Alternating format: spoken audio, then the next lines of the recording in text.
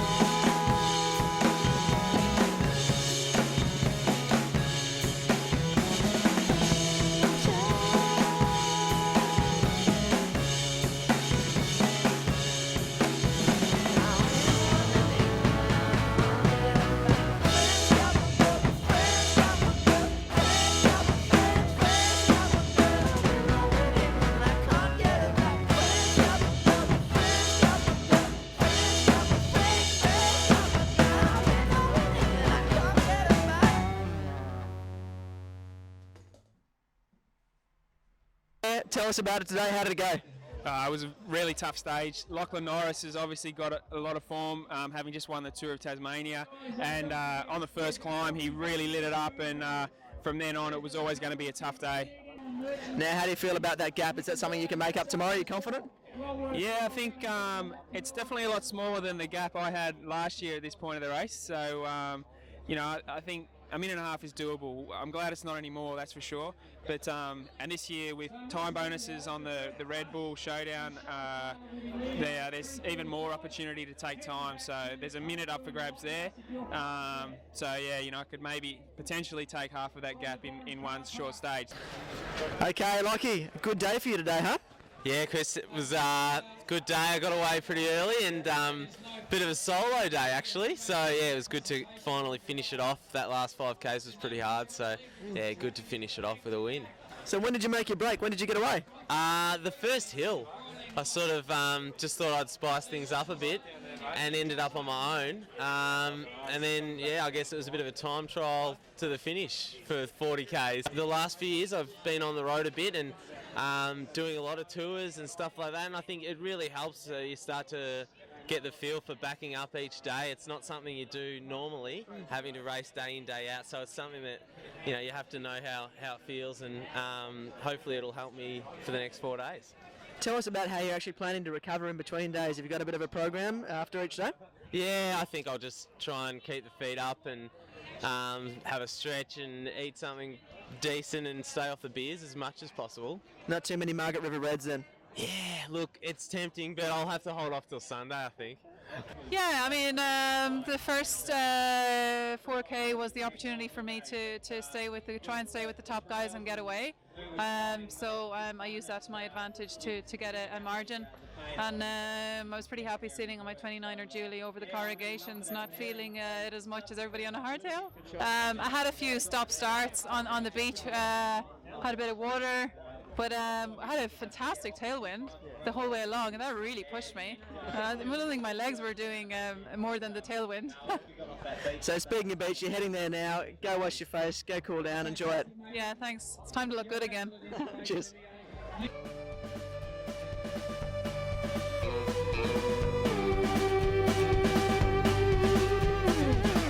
I got brothers I ain't met. I'd like to see them, but not quite yet. You don't know me, but I sure as hell know you. I'm on, I see you coming through. I've been let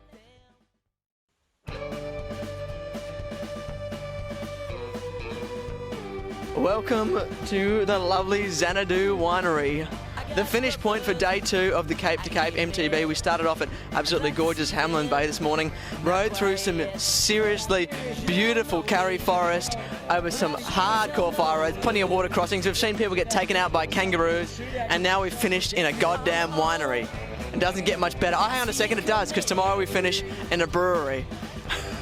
This is a great race. We've been having an absolute ball. Today was tough though. 63 Ks, not nearly as much elevation as yesterday. Still a hell of a lot of sand, but some really awesome single track thrown into the mix as well. Plenty of pace lines developing on the fire roads too. Just driving it the whole way home. It was an incredible race and a great day on the bike. So really looking forward to the next couple of days too. I see you coming through. All I own is this, only way I can do no wrong. Do not count on me, I have let you down for too long. So Matt Burton, regular triathlete, you had an experience you wouldn't ordinarily run into in your average triathlon. What happened today? Just minding my own business through a bit of soft sand, and the guy on the bike in front of me spooked the kangaroo, and the bushes moved a lot, and then bounced out in front, and I come off second best. I hope the roo's all right out there somewhere, but yeah, you don't come across that too often on the road, so this is for hard men. All the soft men are out there on the road, so but yeah, still walking, so it's the main thing. So Mum and Dad always said you never detour when you see an animal jump out in front of you, so we'll stick to that. Oh, it went well actually. I think when I started the race, I decided that I was just going to ride within myself because I know what's at the end of the race, and that if you get too tangled up in trying to hold wheels all day, you can blow yourself up pretty quick. So I, the first kind of climb out, just kind of got into a bit of rhythm, and then found my space, and then away I went, and loved the single track and Borenup Forest. It was great, and yeah, those long meandering downhills that seemed to go for a long time, and they were chewing up the K's, which was mean. So It's a good day for you. You think you end up in third today, and there's a few shuffles around at the top end of the women's field. Is that right? I believe so, yeah. I think Jenny and Jodie, I mean, their marathon form is quite spectacular, and they've smashed it again, I believe. I don't know for sure, but Jenny, Becky and I were a few minutes apart from third through fifth. So today I kind of, if I had confidence in my legs for the next 4 days, I was going to have a bit of a go. But it turns out that Jenny was a bit tired, and so she took it a bit easy today. And Becky unfortunately had a pretty major mechanical. So I am in third. But I mean, you don't wish it upon anyone, and especially one of your key competitors. But I mean, it's racing, it's how it is, and I guess I'll take it. Yeah.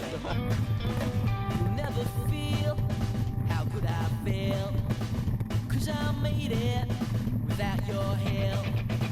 You don't know me, but I sure as hell know you. On my own, I see you coming. On my own is the only way I can do no wrong. And you've got the family down here with you at the moment, which is pretty cool. I think we're seeing quite a lot of people doing that. Can you tell us about what it's like bringing a family along to this event? Oh, it's brilliant. It's a super family-friendly event. I mean, it's all set up. Loads of other kids around for my kids to knock about with. They're loving just seeing the ocean and the woods and the wildlife. Looking forward to getting them down to the Red Bull shootout tonight. I reckon they get a kick out of that. So I've actually lost them at the moment. I'll find them again soon, I'm sure. But I reckon they get a big kick out of seeing the boys and the girls flying tonight.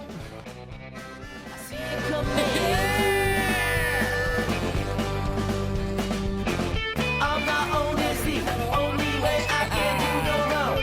Do not count on me. I have let you down for too long. On my own is the only way I can do no wrong. You don't know me, but I sure as hell know you. I don't know you, but you sure as hell know me. You don't know me.